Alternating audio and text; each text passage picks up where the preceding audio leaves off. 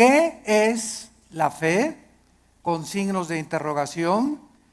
Y vamos a tratar de desarrollar este tema que considero que tal vez es de lo más importante que existe elementalmente en la doctrina cristiana para poder comprender qué es la fe. La diferencia entre creer simplemente o la simpleza de la credulidad y la fe bíblica, que son totalmente opuestos. Dice Hebreos 11:6, pero sin fe es imposible. Esta palabra imposible significa que no existe ninguna otra manera de agradar a Dios. Ya sea que cuando yo obedezco el mandamiento, maridos, amen a vuestra esposa, la amo porque por la fe que Dios me ha puesto y me ha dicho que yo tengo que hacerlo. Si mi motivación no es la fe, no sirvo.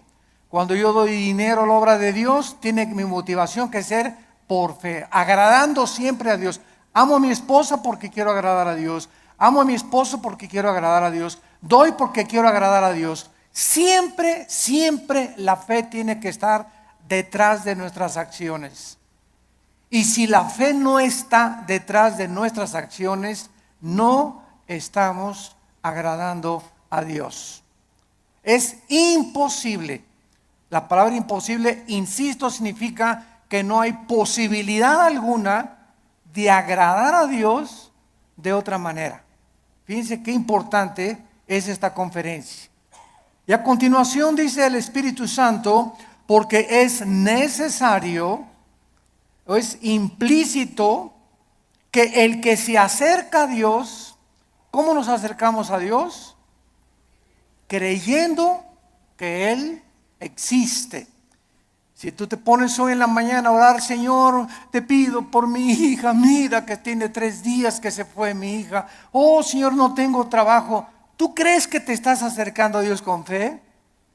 Bueno, primero tranquilízate, cálmate, tómate un chocho tal vez, ¿verdad? Para que te aplaques, pero en un estado emocional donde está, Señor, por favor, etcétera, etcétera, es como si dijeras a Dios, tú no puedes, Señor, contestarme. Estoy lleno de aflicción y tú no puedes realmente contestarme. Pero yo me acerco a Dios y le digo, Padre, te doy gracias porque mi hija está en tus manos.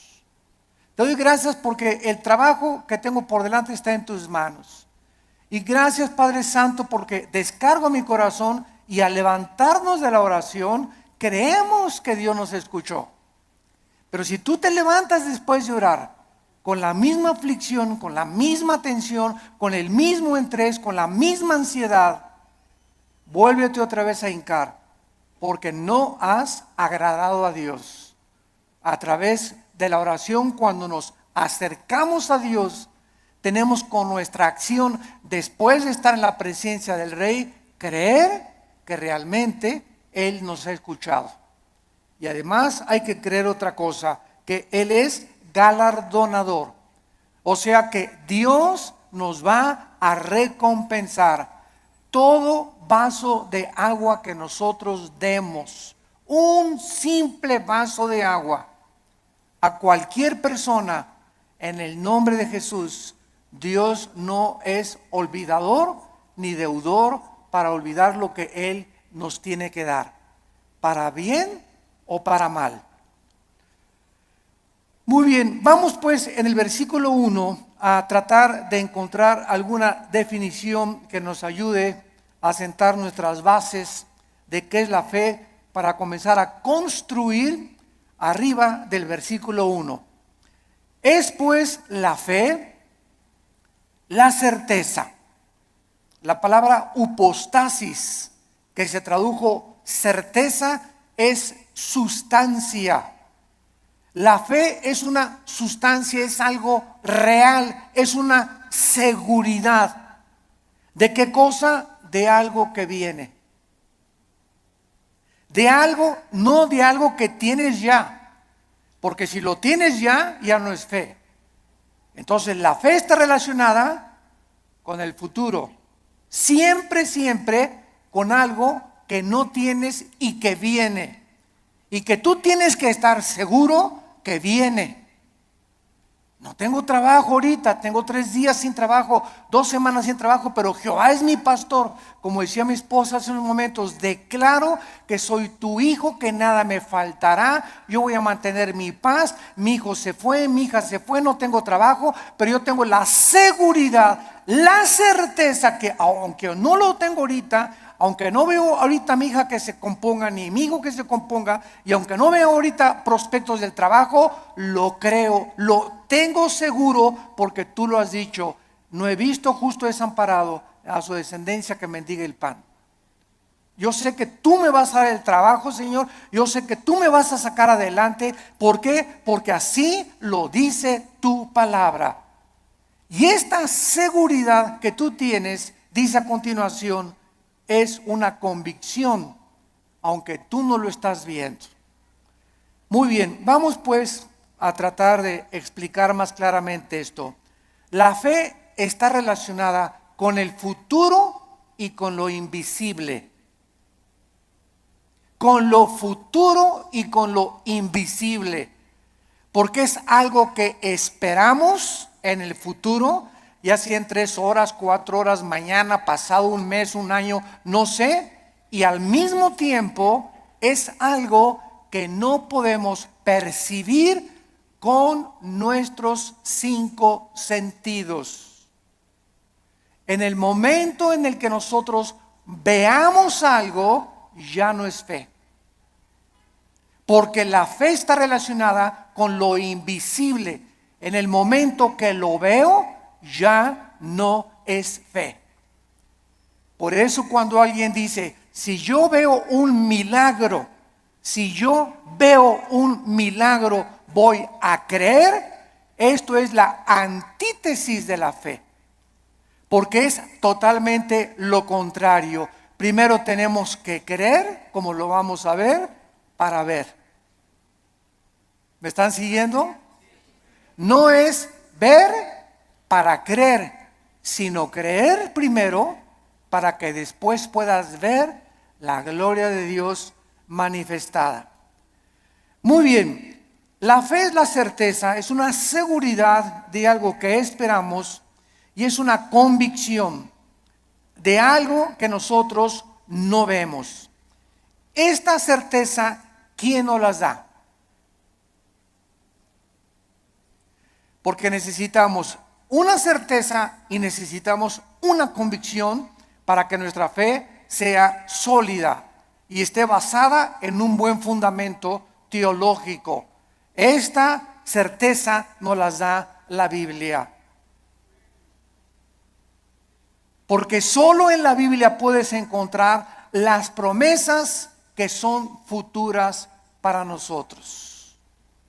Dice Dios, si tú siembras escasamente, recoges escasamente. Si tú siembras abundantemente, recoges abundantemente. Si tú amas a tu esposa como Cristo amó a la iglesia, no te imaginas las bendiciones que vendrán sobre tu vida. Si tú no amas a tu esposa como te estoy mandando en la palabra de Dios, las promesas mías que te tengo preparadas, no las vas a poder ver. Porque no has creído, porque para que puedas ver la bendición en tu matrimonio, para que puedas ver la bendición en tu noviazgo, para que puedas ver la bendición económica en tu vida y en tus negocios, antes tienes que creerle a Dios y poner en práctica o en acción lo que Dios dice en su palabra. Y la convicción, ¿quién nos las da? El Espíritu Santo. Entonces tenemos íntimamente relacionadas a la Biblia con el Espíritu Santo. No podemos jamás divorciar al Espíritu Santo de la Biblia, ni la Biblia del Espíritu Santo, porque el Espíritu Santo es el autor de la palabra de Dios. Entonces necesitamos entender que el Espíritu Santo es un espíritu de santidad, ¿verdad? Es el espíritu de verdad, es el consolador, Entonces, si yo tengo el Espíritu Santo y quiero caminar con el Espíritu Santo y Él es santo, ¿podrán caminar dos juntos si no estuvieran de acuerdo? No, ¿verdad? Para que yo camine con el Espíritu Santo, tiene que haber santidad en mi vida, porque Él es santo y me toma de la mano. Pero el momento en el que yo camino sin santidad o comienzo a caminar en pecado en la vida, inmediatamente rompo mi comunión con el Espíritu Santo. Me suelta, es tan sensible como una paloma el Espíritu Santo. Inmediatamente vuela, no se hace a un lado y me encuentro caminando yo creyendo que Dios está conmigo, creyendo que el Espíritu Santo está conmigo y estoy caminando en la carne. Es lo que se llama caminar en la carne. Y la carne es muy consagrada, ¿eh? La carne es muy religiosa. La carne adora a Dios y por acá y por allá, y sin embargo podemos hacer muchas cosas sin la ayuda de Dios en nuestra vida. Muy bien, veamos ahora que entonces la fe está relacionada con dos realidades eternas e invisibles, con Dios y su palabra. La verdadera fe bíblica está limitada a la Biblia. En otras palabras, hace algún tiempo recuerdo que unas personas me dijeron: Armando, ¿por qué eres tan incrédulo? ¿Por qué no crees que el orito que está cayendo del cielo lo manda Dios y las piedras preciosas que están cayendo en nuestra iglesia son de Dios? Y yo les contesté sencillamente: porque Dios no me manda a creer eso. Yo creo lo que la Biblia dice, pero el hecho de creer cualquier fenómeno o cualquier acción, aunque sea milagrosa, no implica que sea de Dios. Porque el diablo puede hacer fenómenos y puede hacer milagros también. Entonces, no me pueden nadie catalogar ni tampoco a ti clasificarte como que eres un incrédulo y no lo crees. Claro que lo creo, pero si está en la palabra de Dios. Pero si yo encuentro en Proverbios capítulo 2 que la Biblia me manda y me dice que busque la sabiduría y no las piedras preciosas y no el oro, ¿qué me está diciendo el Espíritu Santo con esas experiencias que se están manifestando en muchas iglesias? Que estas iglesias están tanto en la carne que está ahora siendo engañadas. Pues quieren eso, quieren circo, maroma y teatro, quieren ver milagros, pues eso les voy a dar, como hizo Dios con los judíos en el desierto. ¿Quieren comida? Pues se las voy a dar hasta que les llegue hasta aquí. Y los atascó de codornices hasta que los volvieran al estómago. Este es un juicio de Dios. ¿Por qué? Porque Dios nos busca que busquemos sabiduría y que no busquemos, ¿verdad?, las cosas que está cayendo ahorita del cielo. Y mira, hermano, le digo, es más diamantina que nada, hombre, esas menso.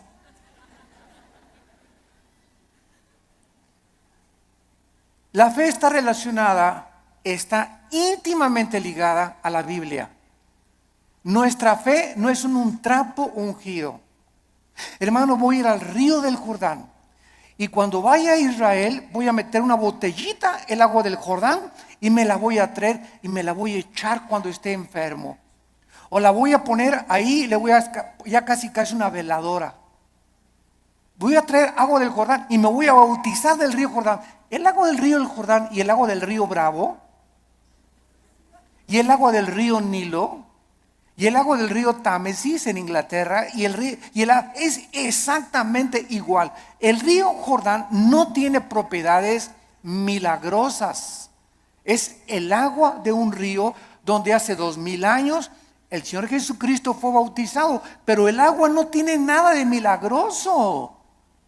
El río es como cualquier otro río, y el hecho que Jesús y el Bautista hayan bautizado ahí no significa que va a ser agua milagrosa.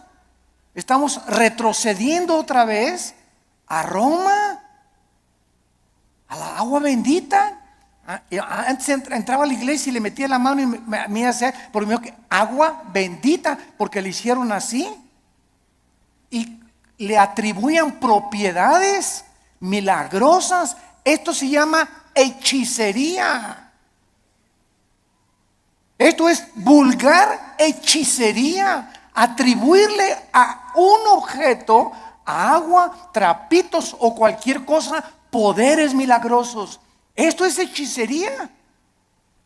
Los brujos usan cosas y collares y amuletos, talismanes, patas de conejo. Todo eso está relacionado con el mundo del ocultismo, no con la Biblia. Y les hablo tan claro como el azul del cielo hoy en la mañana, sin tapujos y derecho y a la yugular. Ya no podemos andar con rodeos. Ya no podemos andar diciendo que tenemos que hablar al pan pan y al vino vino. Tú tienes que entender ya claramente qué es la fe. Y ya no estar poniendo un objeto como hace algún tiempo. Me vende un trapito y ahí va la gente y compra el trapito ungido. O te mando este anillo que lo compré en Jerusalén. O este collar que tiene propiedades y porque este predicador en tal parte lo anunció, y van y lo compran y se lo cuelgan y le atribuyen propiedades milagrosas, o ponen el trapito debajo de la almohada y se les va a quitar el dolor de cabeza, o va a traer que la maldición se va a ir de su casa. Todo eso está relacionado con el mundo de la hechicería. Eso ya no es fe. Y esa hechicería está entrando a las iglesias cristianas. ¿Por qué? Bueno, hace 2000 años en la iglesia de Gálatas, en Gálatas 5, versículo 1, el apóstol Pablo, si alguien no lo cree, les dice a los Gálatas, ¿quién los fascinó para no oír la verdad? Y esa palabra fascinar en el griego es hechizar. La iglesia de Galacia estaba hechizada, estaba controlada por demonios que habían entrado en falsos maestros y pastores que esta iglesia tenía y que les estaba enseñando a los cristianos. Es que no es suficiente la muerte de Cristo, necesitas circuncidarte, no necesitas poner árbol de Navidad, no necesitas hacer estas cosas, necesitas ahora agregarle a la obra de la cruz algo extra. Cuando la Biblia dice que cuando Cristo murió en la cruz del Calvario, se finí, caput, se acabó, consumado es, no hay nada que agregarle a la muerte de Cristo para el perdón que hemos recibido. Tratar de, después de la gracia de Dios, decir que necesitamos hacer ciertas cosas para completar la obra de Cristo, estamos llamándole que fue incompleta la muerte de Cristo, y esto es una herejía. Hace algún tiempo, bueno, más bien no algún tiempo, hace algunos días, me entrevistaron en un programa de televisión. Y una de las preguntas que siempre me hacen en Colombia, en Guatemala, donde quiera que voy es, ¿qué se pierde la salvación? Siempre me preguntan esa pregunta. ¿Por qué? Porque el 65-70% de la cristiandad cree que se pierde la salvación. ¿De dónde sacaron esta doctrina? De un hombre llamado Jacobo Arminio, que enseñó, y porque hay 5 versículos de la Biblia, nada más 5 contra más de 500 versículos en la Biblia que enseñan que la salvación no se puede perder. Además que es ilógico teológicamente.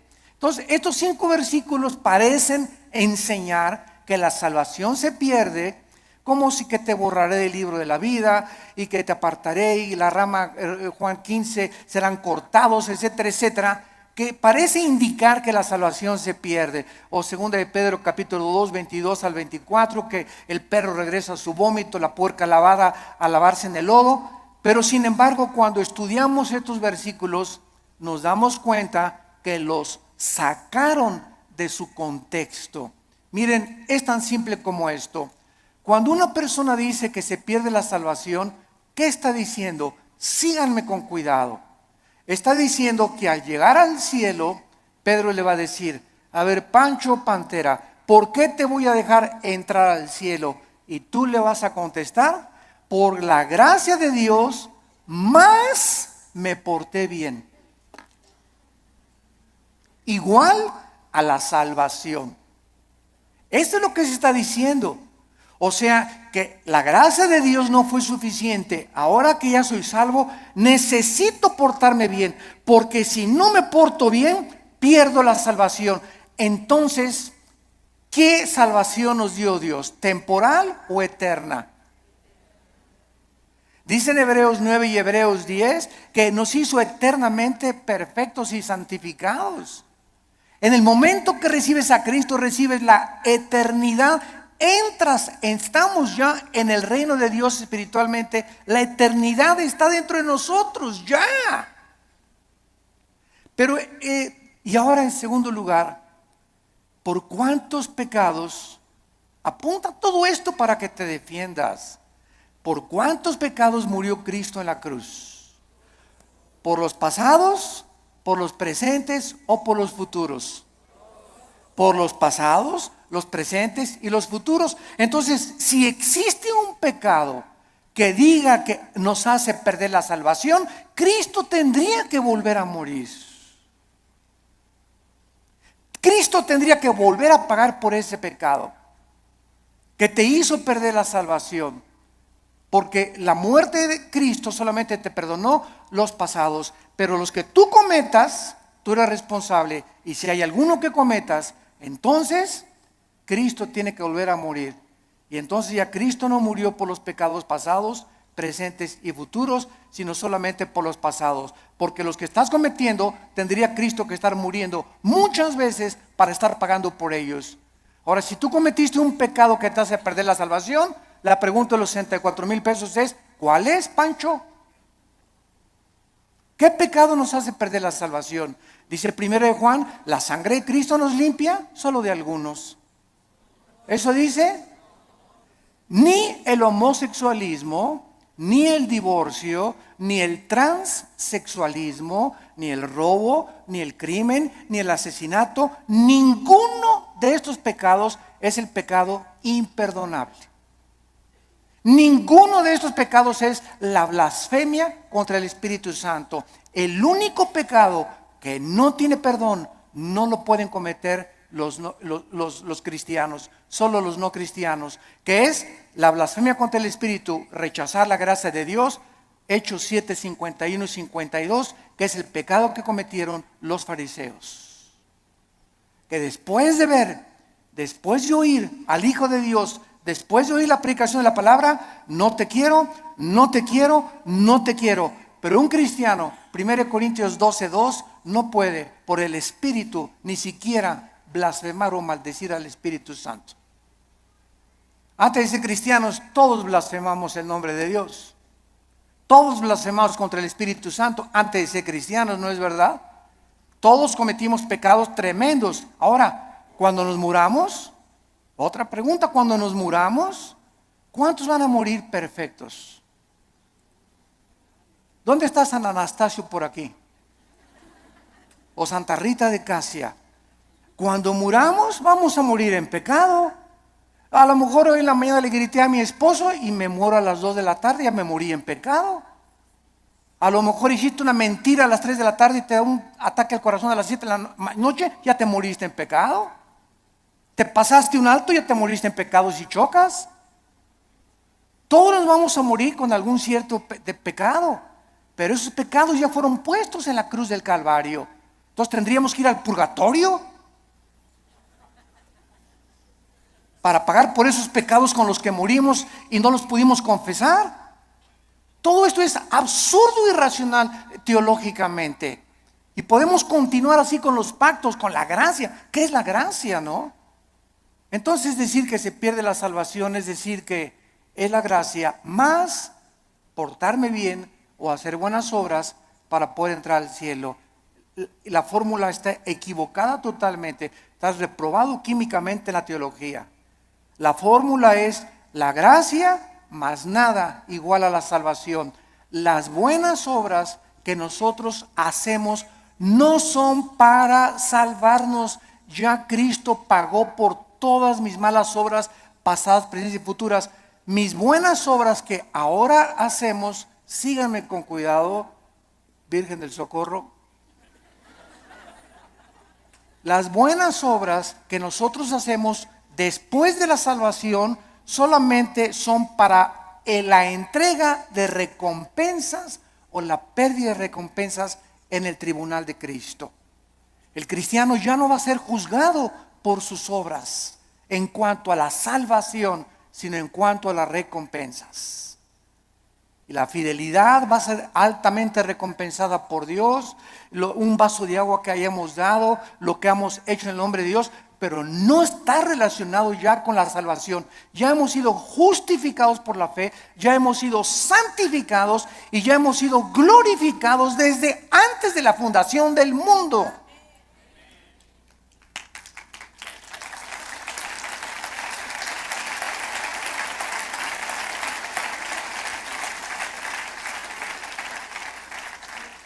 Tenemos que desenterrar otra vez la doctrina de la salvación en el siglo XXI y volverla a enseñar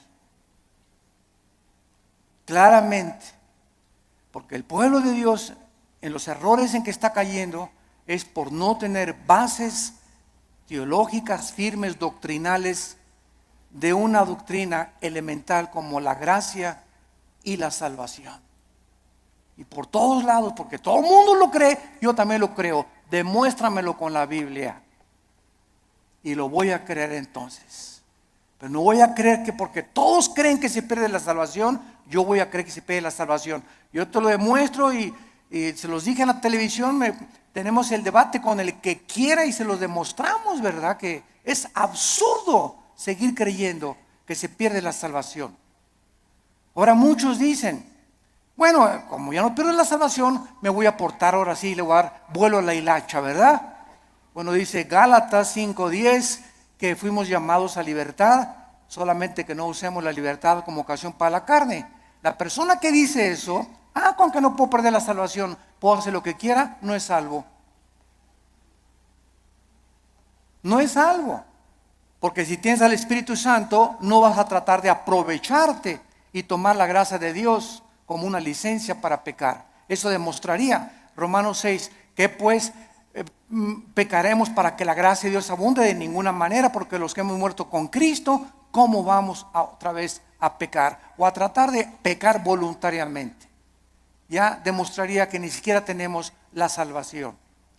Bueno, esto es importante en relación con la fe. Y vamos a ver ahora algunos ejemplos de la fe en algunos versículos en el Antiguo y en el Nuevo Testamento. Vamos a ver en primer lugar el Salmo 27, para que veamos cómo operó la fe en el Antiguo Testamento y tengamos bases más profundas acerca de nuestra fe. Vuelvo a repetir, la fe está relacionada con el futuro y con lo invisible. La antítesis de la fe sería ver, porque caminamos por fe, no por vista. La vista queda excluida de la fe. Y si camino por vista, está excluida la fe. Una de otra están excluidas. No pueden ser las dos verdad. O camino por fe sin ver, o veo y ya no camino por fe. ¿Está claro? Es muy importante aceptar este concepto. Si caminamos por vista, ya no necesito la fe. Si camino por fe, no necesito la vista. Cada una excluye, insisto, la otra. Esto es contrario a lo que el mundo dice. Ver para creer. Esa es la filosofía del mundo. Esa es la dimensión en la que el mundo se mueve. Nosotros hemos entrado a otra dimensión totalmente que dice lo contrario, que necesito primero creer para poder ver. Dice el Salmo 27, versículo 13, cuando David se encontraba afligido, perseguido por Saúl, sin trabajo, escondido en una cueva, criticado, sus hijos de David se volvieron contra él, Bueno, el pobre David, ¿verdad? Tenía todo tipo de tribulaciones, iguales a las que tenemos muchos de nosotros. Y David nos manifiesta y nos exhibe una verdad preciosa. Y dice el Salmo 27:13: hubiera yo desmayado, me hubiera tirado la toalla, me hubiera yo desalentado, ya hubiera querido ya ni siquiera ser cristiano, ya ni siquiera quería ir a la iglesia, ya estaba harto. Si yo hubiera mantenido esta actitud mental, hubiera yo desmayado. Me hubiera tirado ya al suelo, ya no quiero ni siquiera vivir. Estoy harto de todo, de mis papás, de la iglesia, de esto, del gobierno. Y sobran cosas que nos pueden llegar a pensar esto. A menos que, repito, seas San Anselmo. Pero todo cristiano llegamos a estar, ¿verdad? Hasta, decimos vulgarmente en México, hasta el gorro. ¿No te has sentido así? No levante la mano. Porque yo estoy seguro que todos la levantaríamos. Si no has experimentado esto, lo vas a experimentar cuando estés casado, o cuando no estés, o cuando nazcan los hijos, o cuando nazcan los nietos. Pero todos, hay muchas épocas en la vida en la que nos llegamos a sentir tan oprimidos por los problemas que ya no quisiéramos ni siquiera vivir. ¿Quiénes son los suicidas? Las personas que se les ha cerrado totalmente el mundo, se han sentido sin ninguna ventana, sin ninguna luz, sin ninguna esperanza, sin ninguna solución más que dejar de vivir. Escaparse por una puerta falsa. Y dice David que él había llegado a esa situación. Y entonces encontramos lo que lo salvó: si no creyera. Si no creyera, ¿qué veré? Primero, ¿qué cosa? Creyó. Y después venía la vista.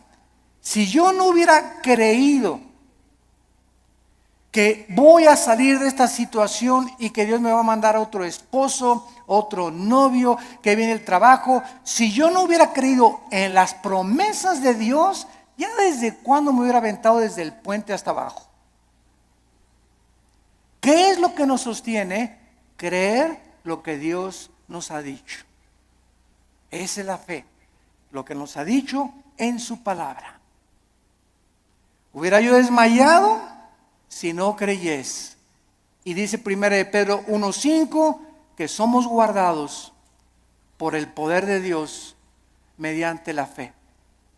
En otras palabras, cuando nos encontremos así, y créame que muchas veces al mes yo llego así en la noche, en la mañana cuando me levanto, con el Señor, cansado, ¿verdad? Con problemas, presiones emocionales, el mundo, el petróleo, la caída del dólar, problemas aquí, problemas allá, familiares. Bueno, sobran cosas para desalentarnos en la vida, sobran cosas para amargarnos, sobran cosas para desilusionarnos. Entonces ahí es cuando, en lugar de que te desmayes y te rindas y digas, tiro la toalla, me bajo del caballo, ya no quiero, andamos así con el caballo, cayéndonos del caballo. En ese momento recuerdo: oh Señor, tú eres poderoso, tú eres grande, soberano. Y comienzas a sentir otra vez en el caballo y agarras las riendas. Señor, aunque no lo vea, y aunque vea todo que se está cayendo y no vea soluciones y vea el cuadro oscuro a mi alrededor, oh Dios, yo sé que tal vez hoy en la tarde o mañana veré tu bondad.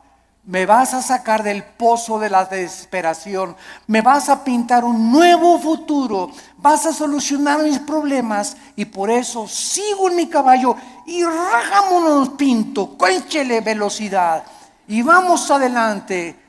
No te me rajes, México lindo y querido.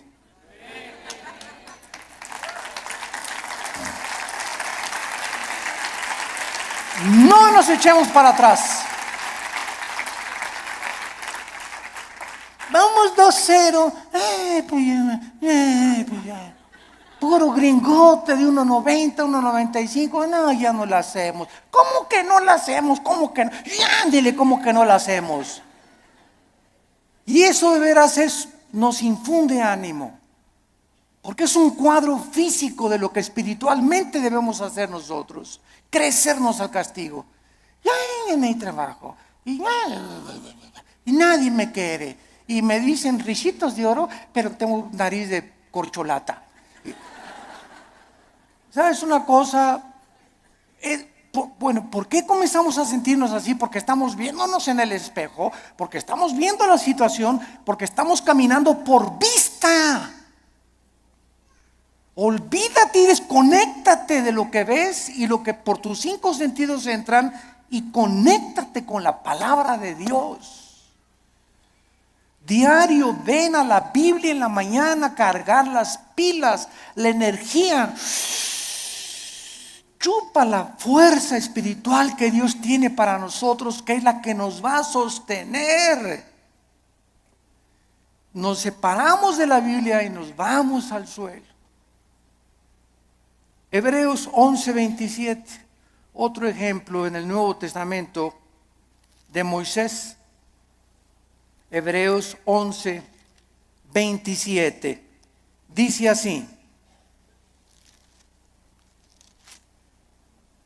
por la fe, por creer lo que Dios había dicho, porque la fe nunca la desconectemos de la Biblia, por creer lo que Dios ya había revelado en su palabra en el Antiguo Testamento.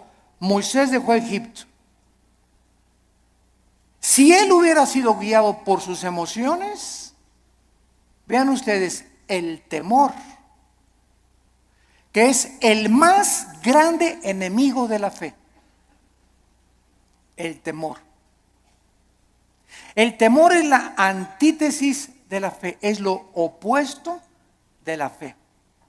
Si Moisés hubiera dicho, el rey, si me voy me va a mandar los soldados, me mata, me corta la cabeza, él es el emperador de Egipto.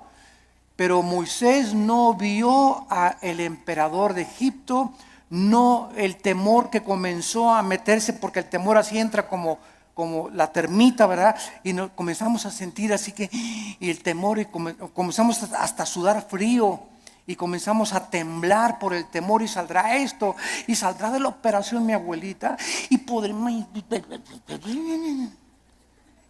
y dejamos que nos domine esta emoción, comenzamos a alejarnos de Dios, y comenzamos a perder el poder de Dios que está viviendo por fe.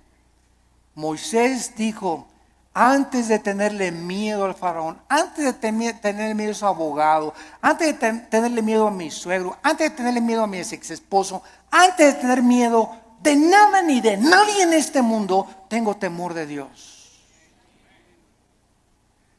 Y eso fue lo que hizo Moisés.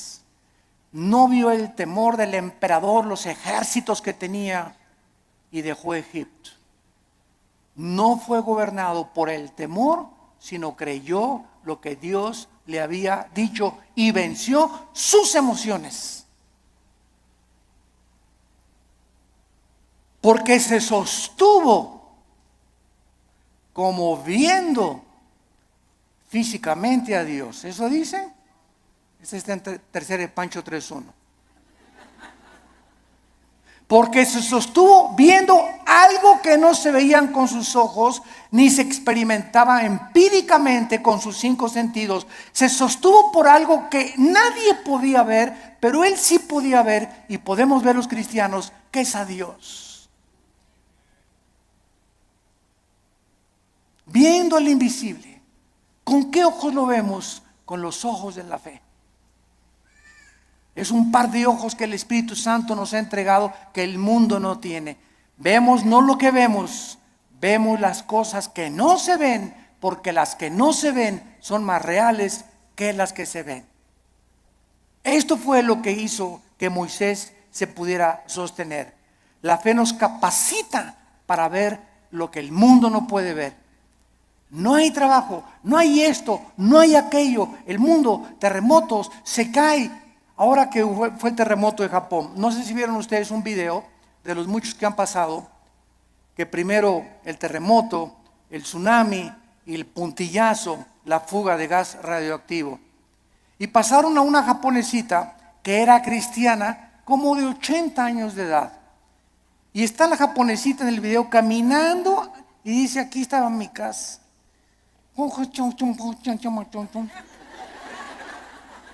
Y para todos lados estaba viendo, y ahí estaban mis hijos, y ahí vivía mi sobrino, y se queda la japonesita como de 80 años de edad, sin nada ni nadie en el mundo.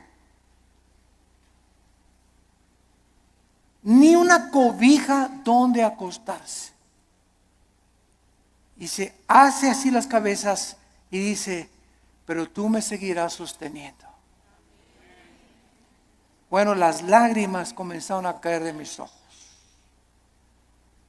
Pero fue así una cosa, ¿verdad? Para poner una película. Ahí estaba mi familia, ahí estaban mis papás, ahí estaban mis hijos, mis nietos, aquí estaba mi casa. No hay nada. Imagínate, de la noche a la mañana quedarte sin familia, ni vecinos, ni papá, ni mamá, ni nada.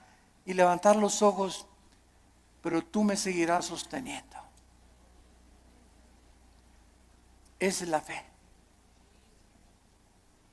Sostenidos viendo lo que no se ve, con los ojos y la seguridad y la certeza y la convicción de lo que Dios ha dicho, no te dejaré ni te desampararé, aunque se acabe todo a tu alrededor.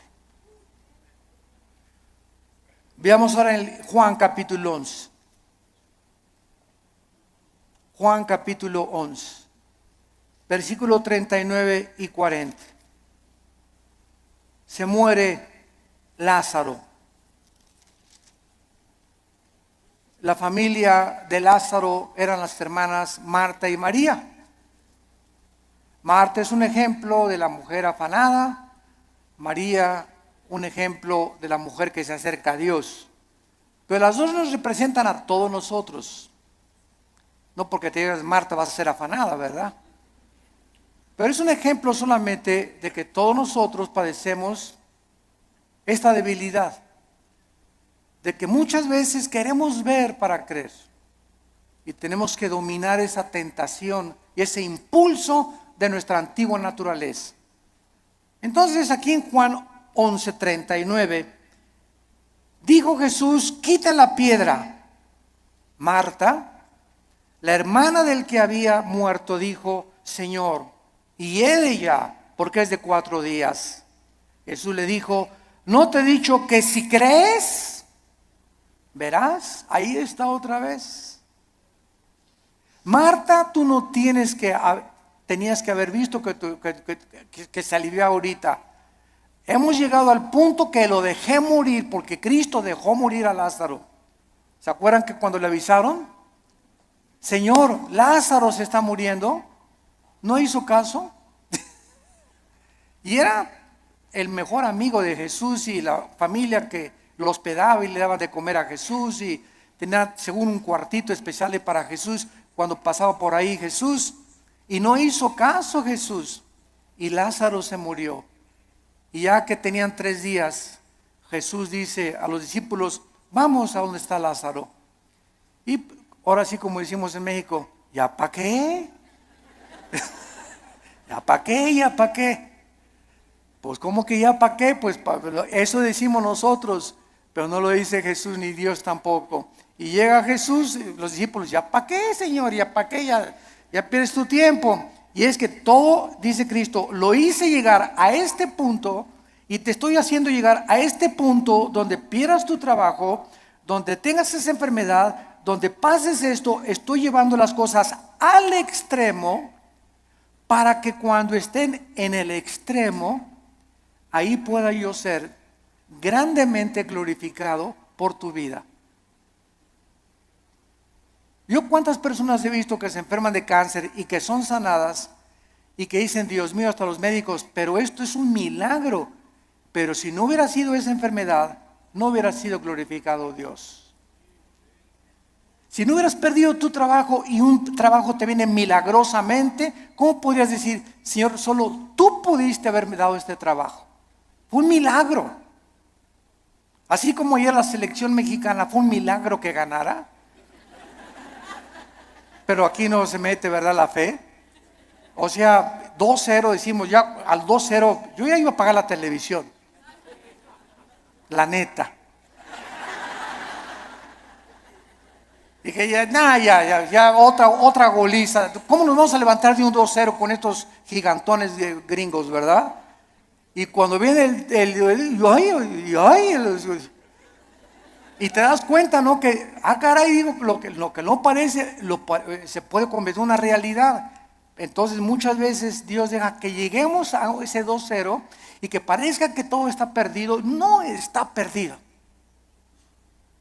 Porque Él es Dios y Él es alguien que ha dicho, no te dejaré, desampararé, estaré todos los días contigo hasta el fin del mundo. Podemos, aunque perdiere mi padre y mi madre, con todo Jehová no me dejará. Porque Él es nuestro sostén. Y le dice Cristo a Marta, si tú crees, vas a ver la gloria de Dios. Tenemos que ver espiritualmente para poder creer. La gloria no puede venir hasta que no creamos. Por ejemplo, en el área económica, en el área matrimonial, en el área de relaciones sociales, en el área de nuestras amistades, en todo esto se cumple primero creer para ver. Dios le dice a los maridos, amen a su esposa. Tú amas a tu esposa sacrificialmente y comienzas a quitar todas las imágenes de otras mujeres de tu vida, etcétera, etcétera. Y ve Dios tu fidelidad mental y espiritual, porque los pensamientos no le engañan a Dios. ¿Qué hace Dios cuando un hijo está haciendo lo que la Biblia dice porque quieres agradar a Dios? Te bendice. No te imaginas cómo te bendice. Señor, pero que tú ya tiene 20 kilos de más, Señor. ¿Cómo tú? ¿No puedes cambiar una llanta vieja por una nueva? Como dicen en Guanajuato, ¿verdad? Y sabes una cosa, que cuando estamos casados no es solamente la pasión. La pasión dura la luna de miel 3 o 4 días y dura también en el triunfo del amor. Pero todas esas pasiones que tú ves y esos enganches que se dan en esas cosas no duran. Y claro que nos seguimos besando y todo, ¿verdad? Pero entonces ya entras al matrimonio y entras a un nivel donde no solamente es pura pasión, hay problemas y bajadas y comienzas a entrar a una madurez donde maduras con tu esposa y te das cuenta que es una relación que tiene que durar toda la vida hasta que la muerte nos separe, porque está basada en un cordón de 3 dobleces, que es Jesucristo. Entonces ya no está basada tanto en el físico como en una relación espiritual. Porque los matrimonios que duran son los matrimonios que los dos son discípulos de Cristo. Cuando dos caminan hacia Dios, es como un triángulo. Dios está en la punta del triángulo y aquí está el hombre y la mujer. Cuando el hombre y la mujer caminan los dos siguiendo a Cristo, cada vez están más cerca el uno con el otro, porque más cerca están de Dios. Y ya podemos vencer esas cosas de cámbiame, la verdad. O es que no vas a tener Miss México toda tu vida. ¿Qué querías, verdad? Que tu esposa te durara así. Tiene que dar a los 50 años tu esposa, a los 60 años tu esposa. El cuerpo se deforma, igual él tiene panza de Santa Claus ya también, ¿verdad? Pero nos seguimos queriendo. Entonces nuestra antigua naturaleza demanda ver para creer, puesto que depende de los sentidos, pero no de la palabra de Dios. Y veamos en penúltimo lugar 2 Corintios 4. 2 Corintios 4, versículos 17 al 18. Y dice el apóstol Pablo, esto es tremendo. Estamos tratando de encontrar la fe en el Antiguo y en el Nuevo Testamento en algunos pocos versículos. 2 Corintios 4. 16 y 17 al 18. Por tanto, otra vez dice Pablo, no desmayamos. Qué peligroso es darnos por vencidos. Qué peligroso es tirar la toalla en la vida cristiana. Qué peligroso es desesperarnos. Qué peligrosísimo es desanimarnos. Qué peligroso es. Porque cuando un cristiano es animado, pa' que se te viene una horda de demonios que van a agravar tu situación, se va a convertir en una cosa crónica en tu mente, vas a comenzar a sufrir unas depresiones. Las personas que sufren de depresión continua, todos somos deprimidos de vez en cuando. Pero cuando somos deprimidos ya 3, 4, 5 días deprimido, estás bajo ataque del maligno. Porque el fruto del Espíritu es paz, gozo y amor. Porque has llegado a esa situación que estás así, que ni te toquen porque brincas, porque tienes una semana, 2, 3 semanas que te soltaste la palabra. Comienzas a desmayar porque no estás aferrado a la palabra de vida. Por tanto, no desmayamos, dice el apóstol Pablo.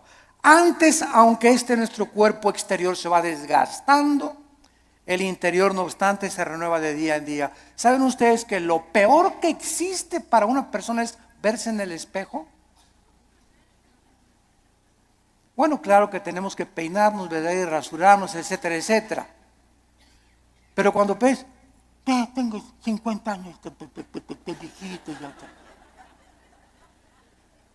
No, ya tengo 70, ya para qué, ya voy de salida. ¿Cómo que vas de salida a los 70 años? Ya tengo 80, ya voy de salida, ya para qué.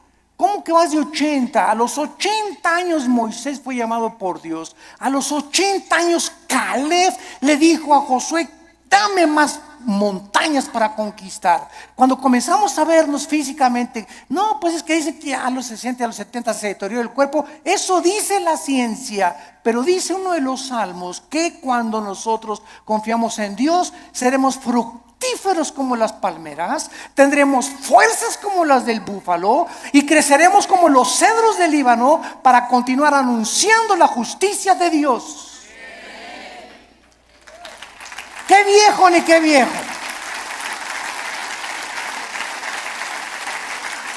Dejemos que nuestro cuerpo se siga desgastando. Yo les he hablado tantas veces de nuestra abuela materna que murió hace algún tiempo, de 97 años de edad. Mi abuelita, 97 años de edad, no usaba bastón.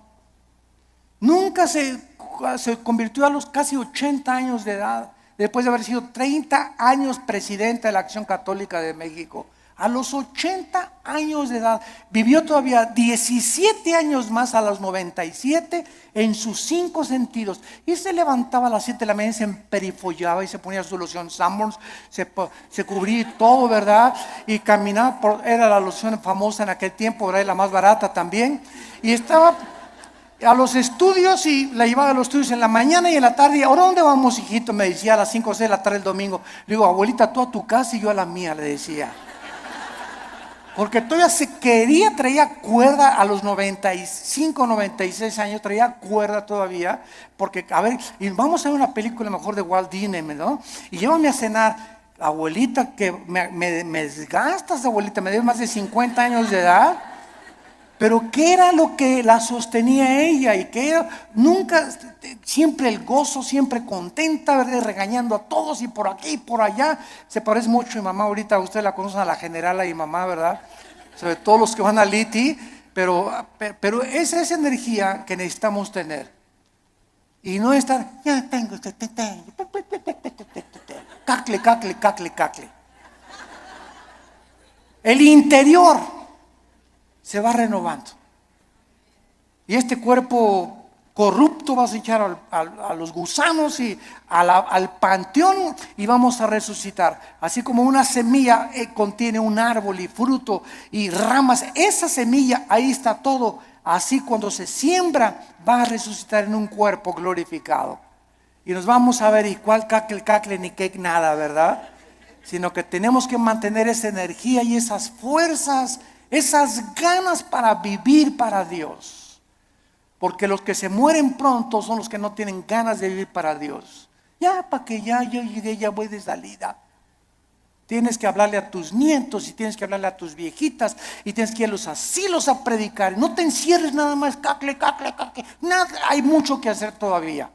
La energía la tenemos por dentro y olvídate por afuera. No te veas en el espejo, ve lo que Dios está haciendo internamente con tu alma. Dice Pablo, porque esta leve tribulación momentánea, miren nada más cómo considera Pablo la vida. En primer lugar, los problemas, las aflicciones y los sufrimientos son leves. Dice Pablo, es como si un mosquito me hubiera picado. Todo lo que he sufrido, las pedradas, la persecución, me arrastraron, mis hijos me dejaron, a mi esposa las violaron, fui castigado por Dios. David y Pablo, todo lo que sufrió y lo encerraron en la cárcel, todo ha sido leve. Y además temporal, momentáneo, porque Pablo no veía y como un perro,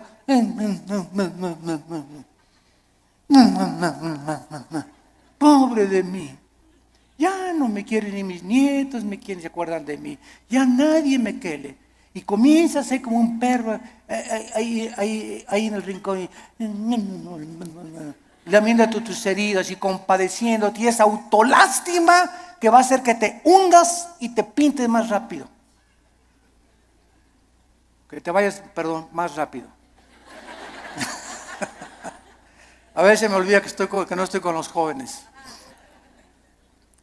Es leve y es temporal. Produce en nosotros un cada vez más excelente peso de eterna gloria.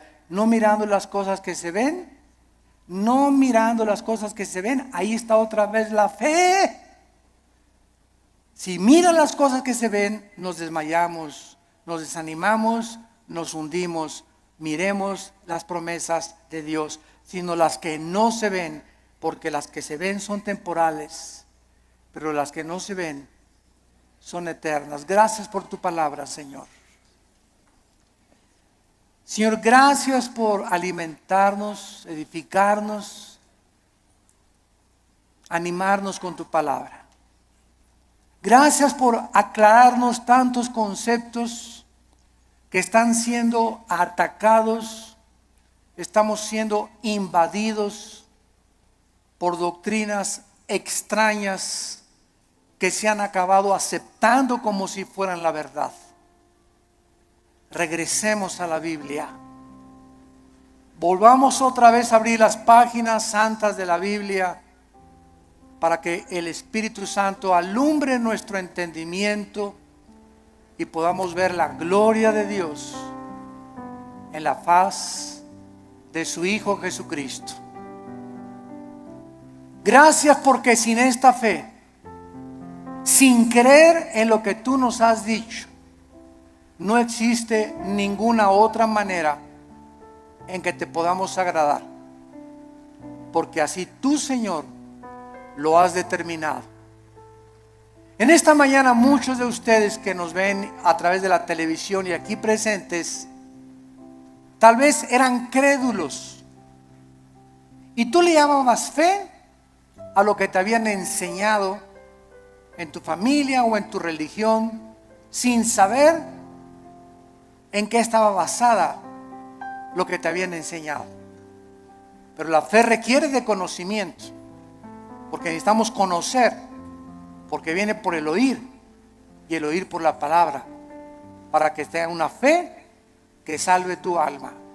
Ven a Cristo en esta mañana, entrégale tu vida diciéndole estas palabras: Señor, te doy gracias porque creo que en la cruz tu Hijo Jesús murió en mi lugar, que a los 3 días Él no se quedó en la tumba, tú lo levantaste de entre los muertos, dándome la garantía que yo también volveré a vivir juntamente con Él.